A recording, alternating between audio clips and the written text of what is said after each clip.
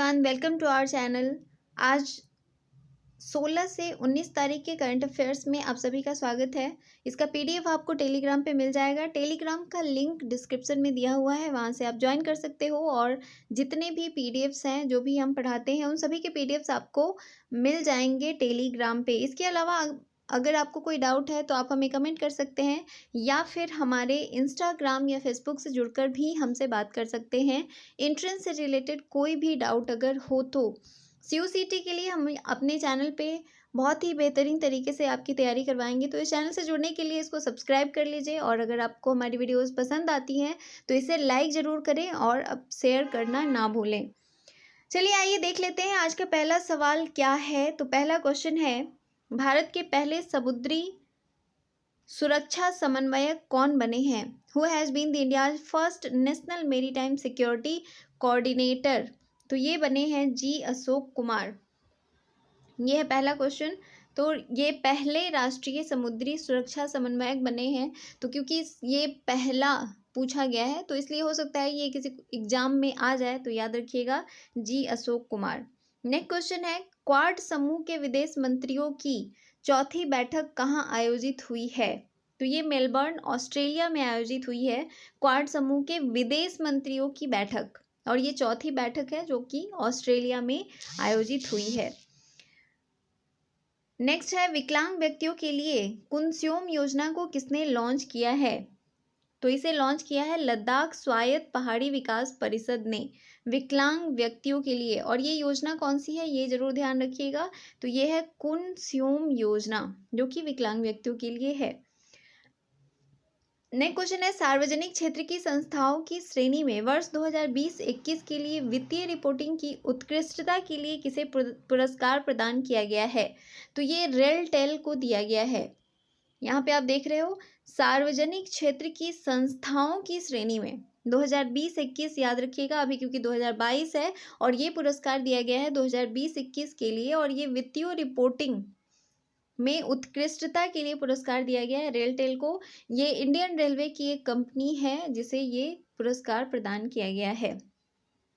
Next question है, केंद्रीय माध्यमिक शिक्षा बोर्ड के नए अध्यक्ष कौन बने हैं? Who has been appointed as the new chairman of central board of secondary education? CBSE के न्यू चेयरमैन कौन बने हैं? तो ये बने हैं विनीत जोशी। ये आपको याद रखना है।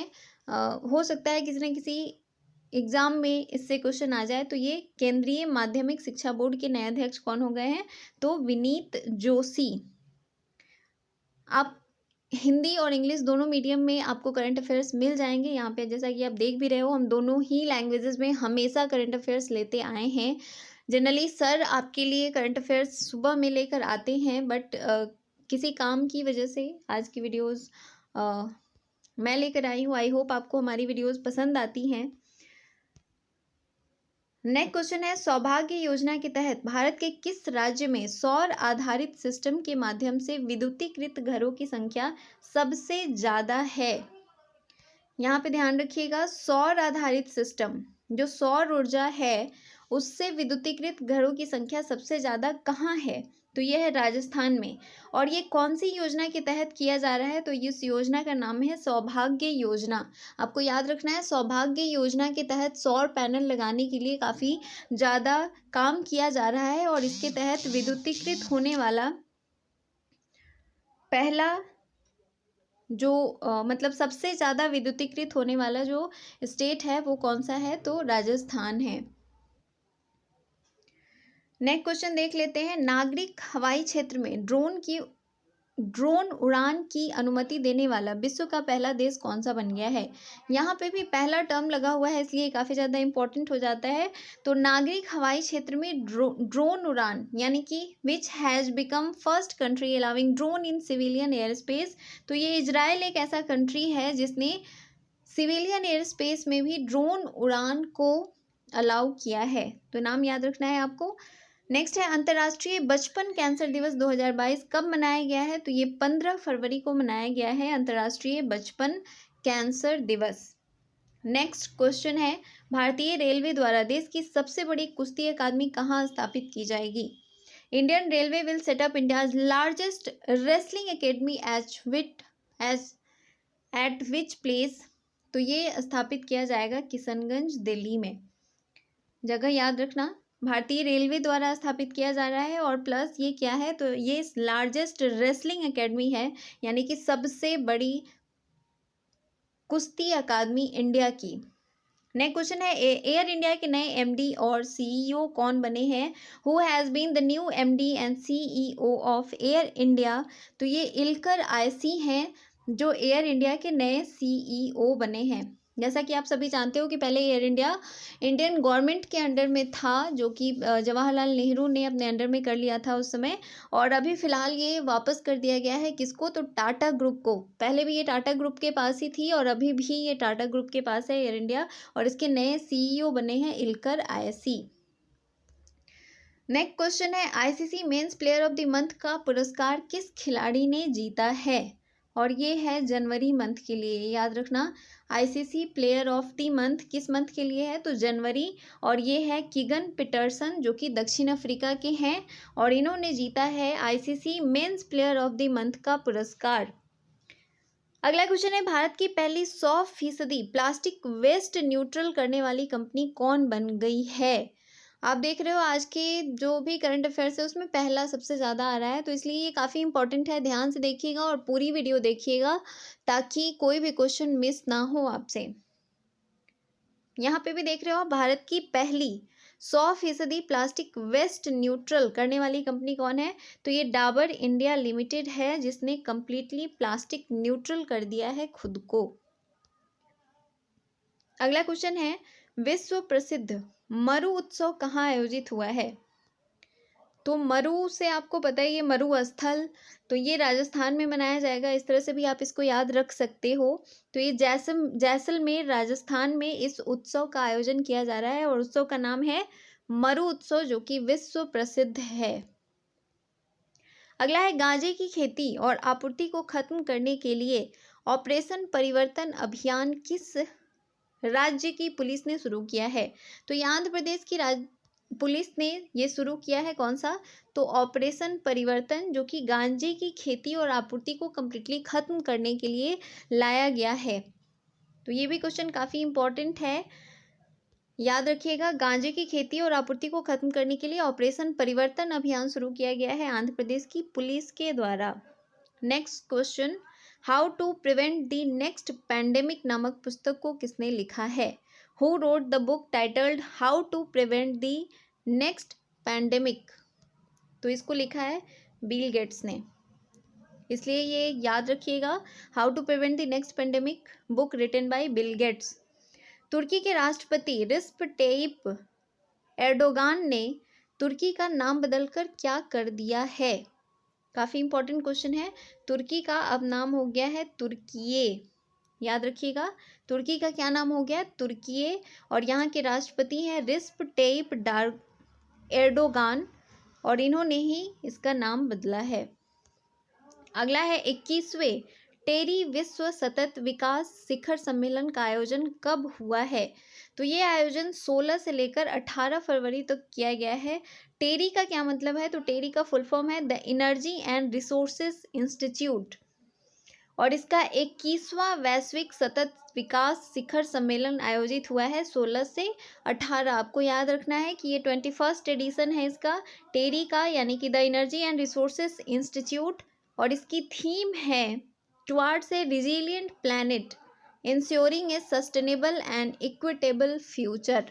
ये इसका थीम है, याद जरूर रखिएगा। क्या थीम है, एक बार और पढ़ लेते हैं। Towards A resilient planet ensuring A sustainable and equitable future. Next question है, 25 साल के इतिहास में किस देश में पहली बार आपातकालीन अधिनियम लागू किया है? पूरे 50 साल के इतिहास में पहली बार।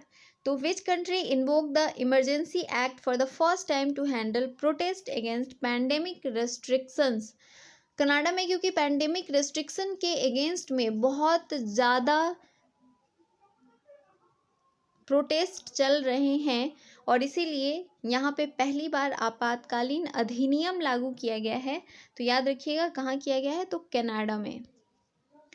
अगला है, भारत सरकार ने तेलंगाना राज्य के मेदाराम जतारा महोत्सव 2022 के लिए कितने करोड़ रुपए की राशि आवंटित की है। पहली बात तो आपको ये याद रखना है कि तेलंगाना में मेदाराम जतारा महोत्सव मनाया जाता है। ये काफ़ी इम्पॉर्टेंट है और कई बार एग्जाम में पूछ भी चुका है, पूछ सकता है आगे भी, इसलिए याद रखना है। मेदाराम जतारा महोत्सव मनाया जाता है तेलंगाना में और इसके लिए भारत सरकार ने 2.26 करोड़ रुपए आवंटित किए हैं। अब ये क्या है, थोड़ा इसको भी देख लेते हैं। तो ये है कुंभ मेले के बाद भारत का दूसरा सबसे बड़ा मेला है और ये मनाया जाता है समक्का और सरलम्मा देवी के सम्मान में और इसे 1998 में स्टेट फेस्टिवल घोषित किया गया था। तो ये आपको क्या याद रखना है, तो मेदाराम जतारा महोत्सव जो है वो तेलंगाना का एक स्टेट फेस्टिवल है जो कि 1998 में इसको स्टेट फेस्टिवल घोषित किया गया था और ये दूसरा, इंडिया का दूसरा सबसे बड़ा मेला है कुंभ मेले के बाद और इसके लिए काफ़ी ज़्यादा राशि आवंटित की गई है। नेक्स्ट क्वेश्चन है, बिहार खादी का ब्रांड एम्बेसडर किसे नियुक्त किया गया है। बिहार से रिलेटेड क्वेश्चन है तो काफ़ी इम्पोर्टेंट है बिहार वाले एग्जाम्स के लिए भी और जो एंट्रेंस एग्जाम्स होते हैं उनके लिए भी। तो बिहार खादी का ब्रांड एम्बेसडर नियुक्त किया गया है मनोज तिवारी को, who has recently appointed the brand ambassador of Bihar khadi, that is Manoj Tiwari. अगला है, पहला तस्करी विरोधी दिवस कब मनाया गया है। ये काफ़ी इम्पोर्टेंट है, 11 फरवरी को मनाया गया है तस्करी विरोधी दिवस और ये पहली बार मनाया गया है 2022 में, तो इसलिए ये और ज़्यादा इम्पोर्टेंट हो जाता है। क्या है, तो पहला तस्करी विरोधी दिवस 11 फरवरी। अगला है, भारत में संग्रहालयों की पुनर्कल्पना पर अपनी तरह का पहला वैश्विक शिखर सम्मेलन कहाँ आयोजित होगा। तो ये आयोजित होगा कहाँ, हैदराबाद में। The first of its kind global summit on reimagining museum in India will be held in which city? तो ये हैदराबाद में किया जा रहा है। 16 से 18 फरवरी तक नवीन और नवीकरणीय ऊर्जा मंत्रालय द्वारा अक्षय ऊर्जा पर कौन सा कार्यक्रम आयोजित किया जाएगा। Ministry of New and Renewable Energy will conduct which program on renewable energy on 16 to 18 Feb? तो इस प्रोग्राम का नाम है न्यू फ्रंटियर्स। याद रखना है कौन सी मंत्रालय शुरू कर रही है, तो नवीन और नवीकरणीय ऊर्जा मंत्रालय और ये अक्षय ऊर्जा के लिए ये कार्यक्रम आयोजित किया जा रहा है, न्यू फ्रंटियर्स। नेक्स्ट क्वेश्चन, हाल ही में लोकप्रिय गायक और संगीतकार बप्पी लहरी का निधन हो गया है, उनका असली नाम क्या था। आप सभी भी जानते हो कि हाल ही में लता मंगेशकर का भी निधन हुआ है और बप्पी लहरी का भी, दोनों ही बहुत बड़े संगीतकार और गीतकार हैं। तो मतलब गायक और संगीतकार बप्पी लहरी, इनका हाल ही में निधन हो गया है। बहुत ही एक तरह से सैड न्यूज़ है पूरी कंट्री के लिए। तो इनका असली नाम क्या है, असली नाम इनका बप्पी लहरी नहीं था, इनका असली नाम है अलोकेश लाहिड़ी। ये याद रखिएगा, बप्पी लहरी का असली नाम क्या है, अलोकेश लाहिड़ी। अगला क्वेश्चन है, जनवरी 2022 के लिए ICC women's player of the month किसे चुना गया है। अभी इससे पहले हमने देखा था